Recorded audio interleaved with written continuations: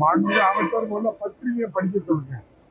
கர்நாடகாவில் எவ்வளவு, பெங்களூர்ல எவ்வளவு ஹோட்டல் மூடி இருக்கு, அந்த வணிக ரீதியான உள்ள அந்த சிலிண்டர் இல்லாம நீங்களாம் சொல்ல மாட்டீங்களா? அதெல்லாம் நீங்க பத்திரிகையாளர்களும் அதை சொல்ல மாட்டீங்களா?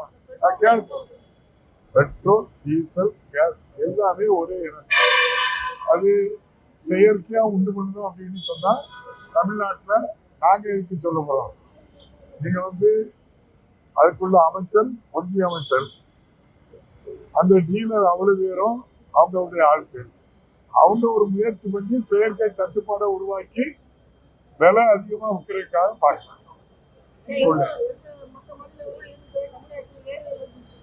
என்னது ஏறலைங்க?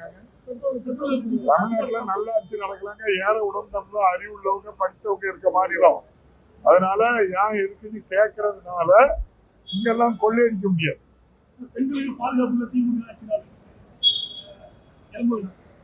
மணிப்பூருக்கு போய் சொல்லுங்க, அந்த ஒரு போலீஸ் வேன்ல போய் போன அந்த அம்மாக்களுக்கு என்ன பாதிப்பு போய் கேளுங்க.